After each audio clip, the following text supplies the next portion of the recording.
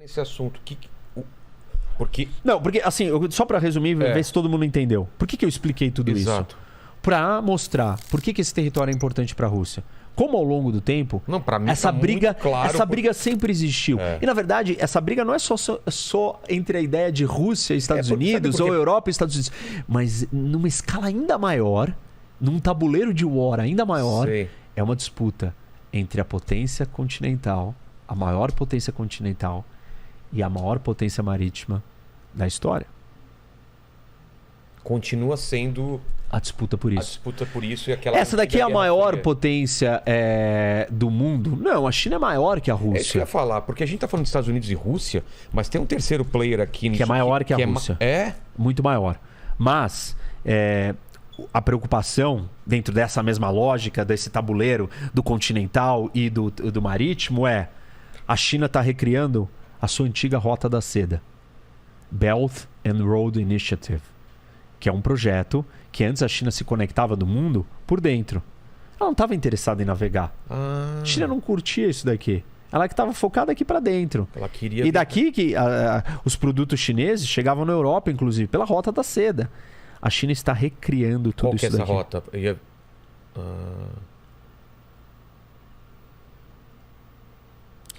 Tudo isso daqui está sendo recriado. E ao a China recriar isso, ela está se caminhando para o Heartland. Exato. Ou querendo dominar a Ilha Mundo. E se ela fizer isso, ela também vai ter uma riqueza muito grande. Só que a diferença da China é que ela é uma força híbrida. Ela é uma potência continental e ela tem a capacidade de ser uma potência marítima porque ela tem uma costa muito grande. Ela não é uma ilha como isso daqui. Ou isso daqui, ou até isso daqui. Mas ela tem um acesso ao mar real, que é um grande oceano. Que a Rússia, no seu melhor momento, não teve acesso aos grandes oceanos, não teve acesso ao Pacífico, ao Índico ou ao Atlântico. Essa parte não congela, né? Não congela. Agora, daqui congela, além de congelar, eu nem comentei isso. Repara que tem um cerco aqui, ó. Tá vendo? O Japão, o contorno do Japão e a Península Coreana, fazendo isso daqui é um negócio altamente fechável. Você cria um bloqueio aqui, impede, acabou. E fora que isso daqui está localizado do lado do nada. No fim do mundo. Quantas pessoas vivem aqui? Mais de 70% do território da Rússia tá na Ásia. Território ou da população você está falando? Território. Entendi. E só 20% da população tá aqui. Entendi. E pra você trazer coisas pra cá, que não é nada, que aqui é a Sibéria, que esse território aqui é muito difícil, congelado, horrível, não serve você estar aqui. Claro, você não quer perder isso daqui, mas não é um lugar de acesso natural como aqui. Entendi. Como o Mar do Sul da China, como o Oceano Pacífico direto. Deixa eu ver se eu entendi então, professor Roque. A gente colocou aí, né, Lene, vamos tentar entender esse panorama do war aqui. Rússia tá ferida, teve o grande império lá, teve a União Soviética, agora eles perderam tudo isso daqui, não tinha força, agora eles estão tendo força. Porque eu imaginava, antes de começar a estudar isso, que era uma coisa mais de ego do que uma necessidade vital para a sobrevivência. A Rússia está brigando pela própria sobrevivência como potência. Se eles abrirem mão dessas coisas, eles vão virar... Eles vão estar sujeitos a decisões que vêm da OTAN. Eles vão estar vulneráveis.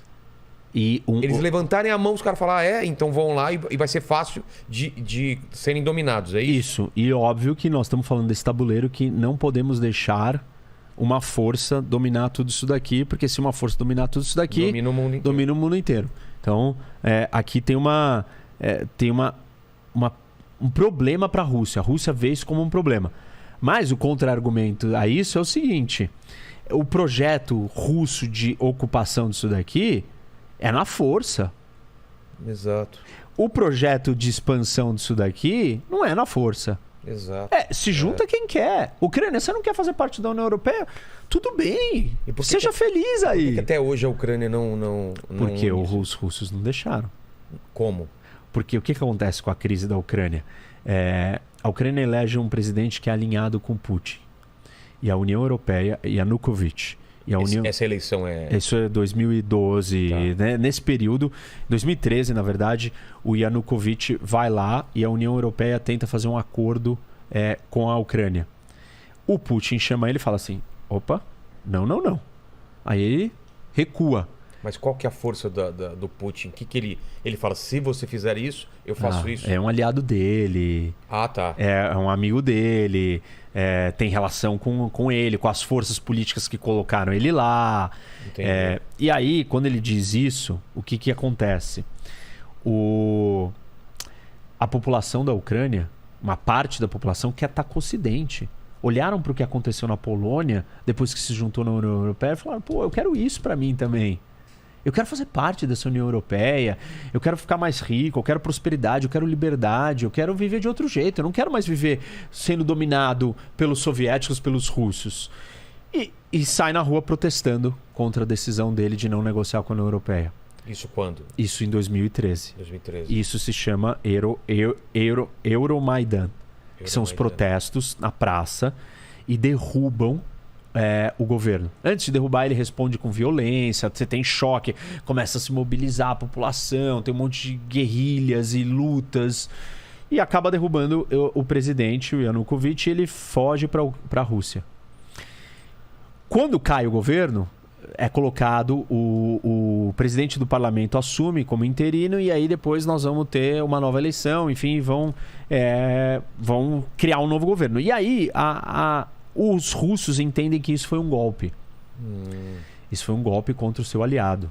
Isso é o Ocidente que está manipulando a cabeça das pessoas, as eleições, tudo. Aqui no meu vizinho. No meu quintal, no meu vizinho e querendo que eu me cercar. Então, o que acontece nesse momento? A Rússia começa a falar, não, isso daqui não vai dar certo. E aí, a retaliação do parlamento ucraniano vamos abolir o idioma russo da língua oficial da Ucrânia. O quê?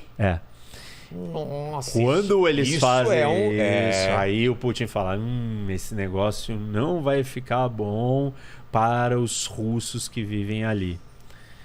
Aí ele decide, e nesse momento a Rússia já tinha, faz tempo aqui, uma base naval na Crimeia. Ainda, mesmo depois dessa nova eleição? Desde antes. Mas desde continuou, sempre. Mesmo depois que o cara fugiu e tal. Era um acordo de longo prazo, a base naval estava ali, porque é a única base de acesso de água quente para os russos. E aí, o Putin decide que ele não pode perder a Crimeia. Quer pegar outro mapa agora? Acho que é melhor, né? Mais perto. Bem lembrado. Já tinha até esquecido dele. Agora sim. Olha só, hein, Lene? Fala num cara preparado aí, hein? Hoje coube tudo, hein? Cara, agora dá pra entender melhor aqui. É verdade. Aqui é a Crimeia. Crimeia, isso. Tá. Agora, cadê esse apagador? A gente tem que apagar antes de destruir tudo. Tá. Crimeia aqui, Sevastopol, é a base.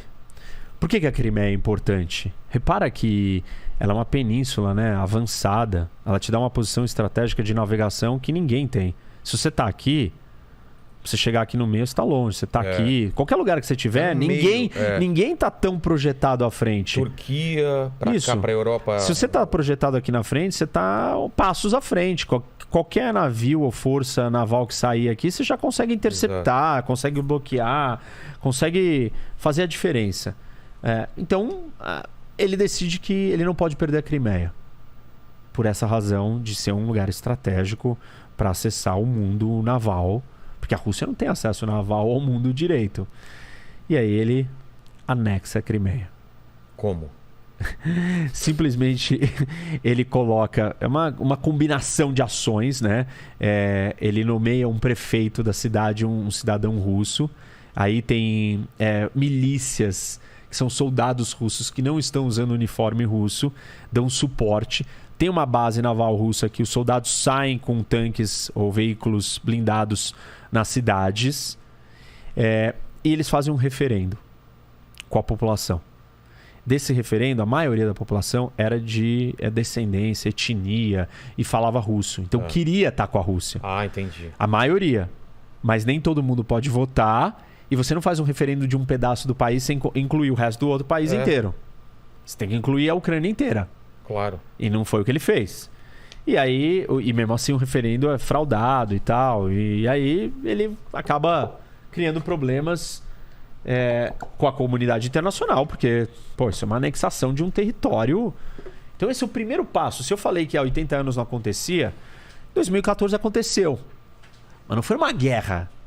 Foi ele abocanhar um território e anexar e todo mundo aceitou. Entendi. Então ficou por isso. Isso foi quando? 2014. 2014 e o mundo olhando já meio preocupado. O mundo olhando, preocupado, condenou, não reconheceu, mas isso não muda nada, e impôs um monte de sanções contra a Rússia. Tipo? Sanções econômicas. Sanções do tipo tal banco, os ministros, secretários, oligarcas, pessoas próximas. As sanções atrapalham a economia russa.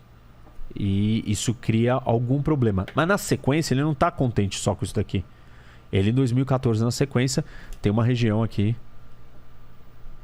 no leste da Ucrânia, separatista, ou com muitos russos vivendo ali que querem se separar e aproveitam o momento, não querem, mas são instigados pelo Putin, pela Rússia, aproveitam o momento e começam a entrar em choque com as forças ucranianas. Os russos indiretamente estão apoiando e depois eles acabam intervindo aqui de formas ocultas, soldados não uniformizados. Eu não entendo direito, assim, a Ucrânia é uma coisa misturada, porque você tem russos lá dentro e tem gente que não tá afim não gosta muito dessa influência russa. Então, o exército da Ucrânia é coeso ou mesmo dentro dele tem... Não. Bom, ele é coeso porque eles são com ucranianos que defendem e percebem a sua identidade nacional ucraniana. Entendi. Existem soldados e militares ucranianos que desertam no meio dessa história toda? Vários. Ah, tá. O general aqui da Crimeia, quando a Rússia anexou, ele mudou de lado. Os russos viraram e falaram para ele: olha, te pago mais e te dou passaporte e cidadania russa. Ele falou: tá bom. Beleza. E vários fizeram isso. Entendi. E os russos incentivam eles a fazerem isso. Por que tem russo em todos esses lugares? Por causa da Guerra Fria da União Soviética, que ocupou todos esses territórios. Desde aquela época. Os soviéticos, eles planejaram a inserção de russos em todos esses lugares para fragmentar, para enfraquecer, para ter um olhar deles ali dentro. Tiraram gente daqui. Os russos tiraram o povo tártaro, que são povos de origem turca, muçulmana, da Crimeia. Quando eles anexam a Crimeia lá atrás, em 1700 e pouco, eles já retiram o povo original daqui. Então isso acontece, essas engenharias sociais acontecem ao longo de todo o território. Eles mudam as fronteiras. Ele pegou a Crimeia e deu para a Ucrânia. Colocou na Ucrânia, porque a Ucrânia era parte da União Soviética. Então tanto fazia estar na Ucrânia ou estar com a Rússia. Entendi. Aí quando veio a independência, ele falou: não, mas a Crimeia era minha antes. Mas bom, agora já era, você perdeu. Bom, mas aí começa o problema aqui nessa região. Essa região separatista, ela tá querendo se juntar à Rússia. E aí, desde 2014, os confrontos continuam. O episódio mais marcante, talvez, que chamou a atenção do mundo para isso, foi quando o avião da Malaysian Airlines, lembra? Foi abatido e caiu. Aliás, eu estava em Moscou quando isso aconteceu. E eu até dei várias entrevistas. Fazendo lá, velho? Tava visitando. Tá. Mas aí aconteceu um negócio. Nossa. Eu entrei ao vivo em todos os veículos. Eu entrei transmitindo o que estava acontecendo ali. Abateram e derrubaram o avião. E quem que derrubou? Armamento russo na mão desses rebeldes que são ucranianos, que falam russo, de etnia russa, ligados com os russos, que queriam fazer parte, queriam pegar esse território deles e se juntar com a Rússia, estimulados e incentivados pelo Putin, pela Rússia. O que acontece? Isso daqui fica desse jeito. A Rússia dominou a Crimeia. Aqui não evolui, mas quem tem controle do território são os separatistas, né? E aí, de repente, em abril do ano passado, o Putin começa a trazer soldados para a fronteira. Fazer as tais manobras os exercícios militares? Ele tira do resto das outras fronteiras? Tira aqui até da Sibéria e traz gente pra cá. Aliás, dado interessante. Acho que é desde 1920 que ele não deixava as fronteiras com a China e com a Mongólia tão desprotegidas. Ah, é? Com um contingente tão baixo de soldados. Pra você ver o quanto que ele mobilizou e o quanto ele está interessado nisso daqui e o quanto ele se sente seguro na relação com a China hoje. Quando ele faz isso, né, o Ocidente fica olhando, tá todo mundo olhando, ninguém acha que vai dar nada. O que esse pessoal fica fazendo aí? Eles estão se preparando. Tá vindo combustível, tá vindo tanque, tá vindo armamento, tá vindo trem, tá vindo soldado, tá vindo avião, tá vindo míssil, lançador de míssil, tá vindo um mundo pra ir. Hoje são 200 mil soldados. E você não faz isso só pra... deixa eu dar uma ameaça, deixa eu dar um susto no mundo. Não o Putin. Ele não é esse cara. Não, porque ele entende como que funciona a política internacional. Ele sabe que se você blefar e não entregar, você vai ser visto como uma pessoa fraca. Entendi. E se você for fraco, uma das ferramentas da política internacional é a ameaça. É você virar para o outro e falar assim, olha, vai ter consequências. Que consequências? Quem é você? Ó aqui meu histórico. Ó o que eu já fiz. Entendi. Ó quais são as minhas consequências. Se os Estados Unidos ameaçam um país de algo, essa ameaça ela é crível. Por quê? Os Estados Unidos se envolve em vários conflitos e tal. Agora, se o Brasil vira para a Argentina e fala, olha, Argentina, não faça isso. Argentina, o que vai acontecer, Brasil? Você não tem histórico, você não tem credibilidade, você não faz. E o Putin entende essa lógica muito bem. Ele é um ex-KGB, né? Serviço secreto, russo, soviético. Bom, e aí o que aconteceu nos últimos dias? Essas províncias, lá em 2014, se declararam independentes. Esse pedaço aqui, que é mais ou menos o pedaço que está controlado pelos russos. Mas o tamanho do estado mesmo, ele é mais ou menos isso, vai. Tá. São 2 provincionas. Esse pedaço aqui é controlado por ucraniano. E a Ucrânia domina, tem soldados aqui e tal, e tá em confronto com esse pessoal daqui. Desde 2014, o tempo inteiro acontecendo isso. Agora o Putin virou e falou assim, tudo isso daqui é um país independente. O parlamento russo aprovou e o Putin veio a público anteontem, esses dias, e falou as regiões de Donbass, que é o nome dessas 2 regiões, Donetsk e Luhansk, são países independentes. Eu reconheço a independência deles. E eu estou enviando tropas para garantir que isso... Para manter a paz. E aí, ele já enviou as tropas? Elas já estão aqui dentro. E nessa região onde tinha ucraniano não satisfeito? Não, essa não, eles estão aqui. Estão aqui. Estão aqui. Agora, neste momento, tem muitas tropas russas aqui. Na Bielorrússia dentro da Bielorrússia. Participando de um exercício militar que está acontecendo há alguns dias, semanas. Então é amiguinha da Rússia? Mega amiga. Tá. Aliás, eu troquei, né? Eu falei que um era o Little Russians era esse e o White Russians é esse. Eu falei invertido, acho. Esse aí é Little Russian? Não, esse. Esse, tá. E aí tem um exercício militar e eles estão aqui posicionados. O maior contingente está aqui na fronteira próxima à Ucrânia. Os russos estão posicionados... Kiev está aqui, pertinho. Isso, está muito perto de Kiev. E a grande dúvida é, o Putin vai atacar Kiev? Os americanos, o serviço de inteligência americano falou, vai. Falaram que vai? Falaram. A gente está falando isso faz 2 semanas. Ele não vai se contentar com isso, ele vai atacar Kiev. Ele não parece um cara também, é o que você falou, não parece um cara que fica ameaçando e não faz. Mas aí que tá. As consequências disso é o mundo inteiro se unir contra a Rússia ou não? Depende do que você chama de se unir. Se unir é a mesma coisa que aconteceu quando a Alemanha e Japão e aconteceu aquilo lá, de ter essa consequência de eles serem tratados como o grande mal a ser combatido. Nem a Europa. Você entendeu? Entendi. Nem a Europa e nem os Estados Unidos colocarão nenhum soldado aqui para defender a Ucrânia. Por quê? Porque eles não estão preparados para entrar numa terceira guerra mundial pela Ucrânia. Basicamente isso. Eles não se prepararam durante os anos? Não, eles não querem fazer uma terceira guerra mundial pela Ucrânia. Ninguém quer? Não.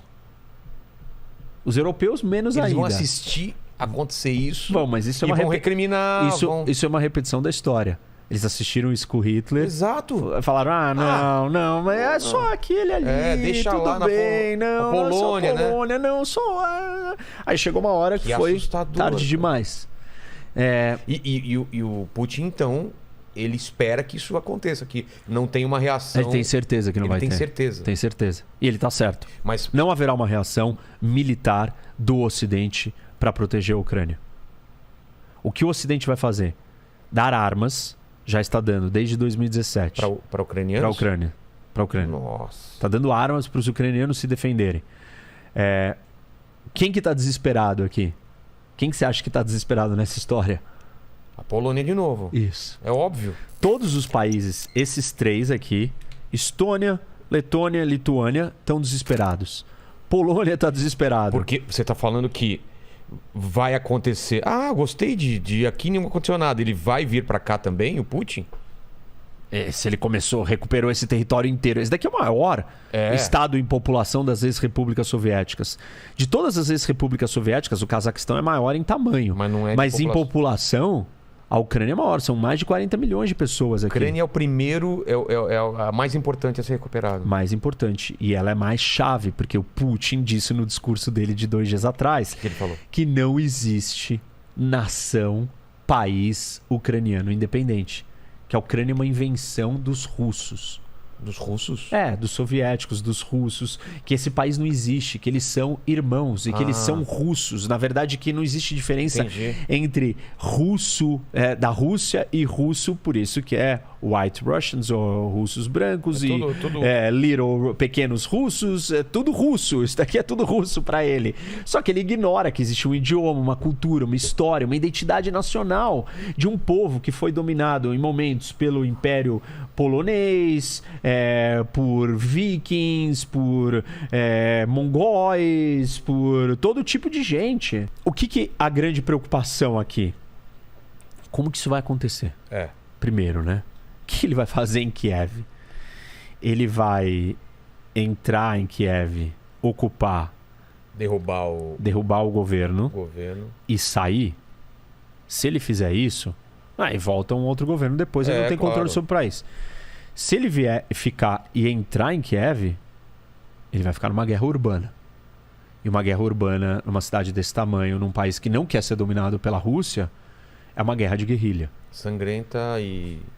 interminável. Interminável. Porque ela não acaba. Você vai ter que exterminar todo mundo para acabar. Enquanto tiver 100 ucranianos ali lutando, é um sniper, né? Um atirador no alto de um prédio, dá um tiro no tanque, explode um tanque. Carro-bomba. É guerrilha, é assimétrico o conflito. E aí Mas a Rússia as baixas são altíssimas. A Rússia não quer isso. Assim, se ele estiver caminhando para isso, é uma loucura. Ele está num outro nível de loucura. Você acha que não é isso que ele vai caminhar para isso? Eu acho que não tem como. Só que ninguém conseguiu entender o que ele quer fazer com Kiev, se ele não vai fazer isso. Tem gente que tá aventando a possibilidade de ele entrar, derrubar, sair, fazer um cordão em volta da cidade. Isolar a cidade por fora e não ficar na guerra urbana. Sei lá. Nossa. Outra possibilidade ele só vai anexar essas províncias aqui do leste da Ucrânia. Ou, eu tenho dito isso daqui também, ele vai vir aqui e criar um corredor para pegar por terra a Crimeia. Porque a Crimeia, ela não tem ligação por aqui, tá certo? Que ele colocou uma ponte depois de 14, mas a conexão com o continente está aqui. E para ele fazer isso, ele ocuparia esse território, controlaria isso daqui, e aí é um jeito da Rússia acessar a Crimeia, direto por terra. E de quebra ele também pegaria essas duas províncias. Me parece mais uma segunda etapa dessa situação é ele vir aqui e se juntar... Com a Moldávia? É. Também é... Porque aí tem um problema na Moldávia. Tem um território aqui que chama Transnistria. Transnistria. Que tá aqui, ó.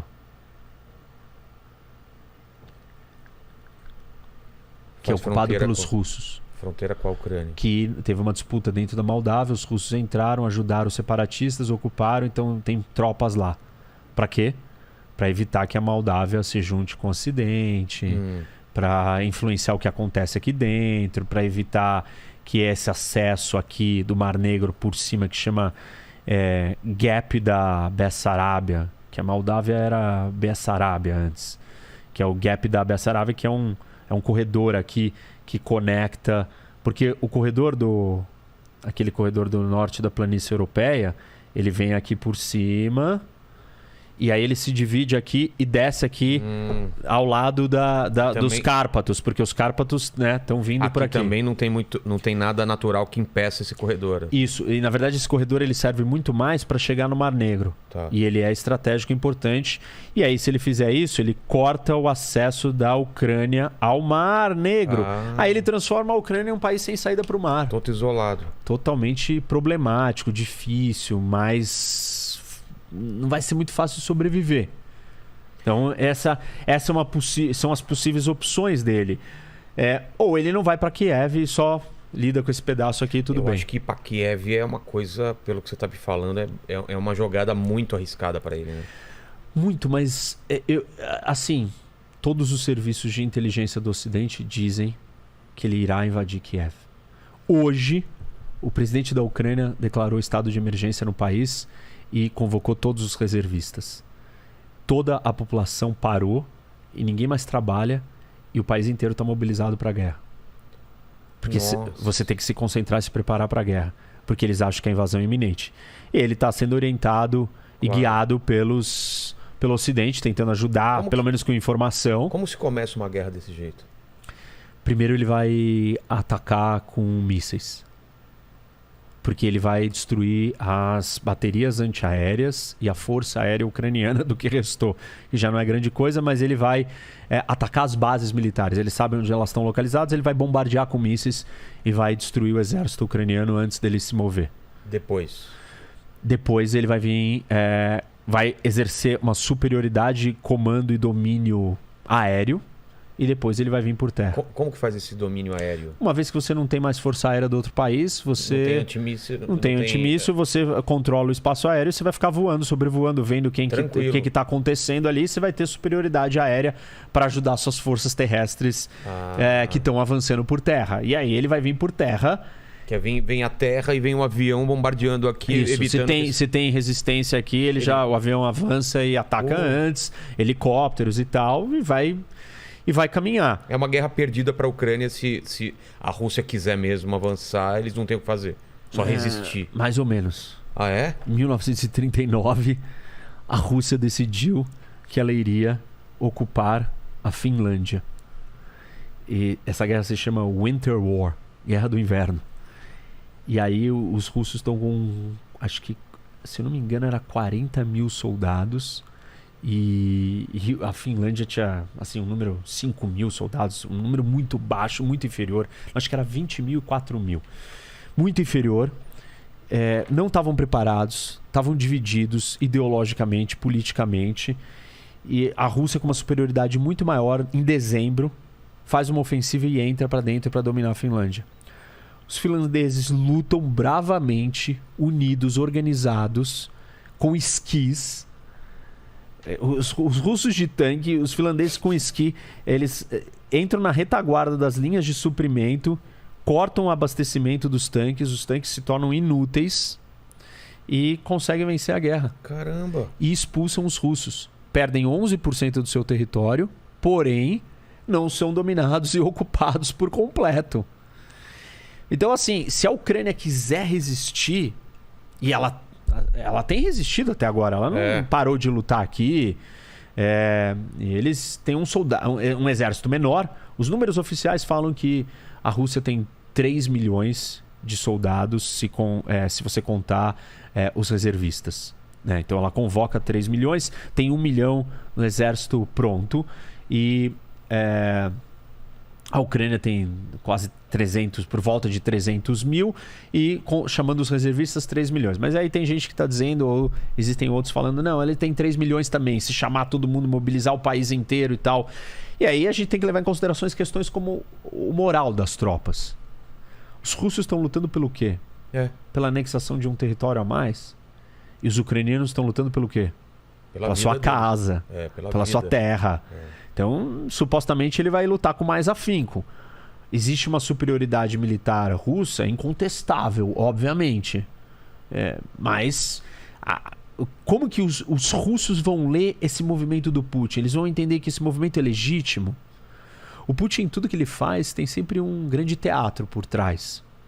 Então, ele prepara coisas para parecer de um jeito. Ele não simplesmente vai e faz. Na Crimeia, ele preparou. Teve um referendo. Falou, não, os russos da Crimeia que quiseram. Tem sempre tem um grande show. E esse show faz parte da motivação dos russos que estão aqui dentro e dos russos dentro da Rússia.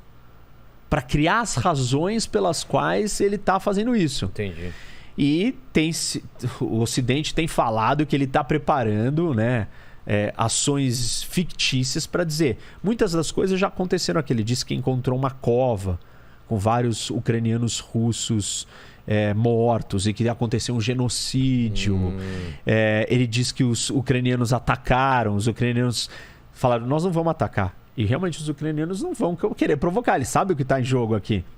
Mas aí ele simula uma situação. Eu não sei se ele já está pronto para ir direto para um ataque a Kiev sem simular alguma outra coisa. Pode ser. Pode ser que ele simule alguma coisa muito maior ainda do que a gente já viu até o momento. Um falso ataque aqui na Bielorrússia, por exemplo. False flag, um falso ataque para isso. Para ter a Bielorrússia virou e falou assim, olha, os russos podem ficar aqui quanto tempo eles quiserem. E nesses exercícios militares, em 2014 também aconteceu isso, os russos botaram em alerta e em operação o seu arsenal nuclear para dar um recado para o mundo.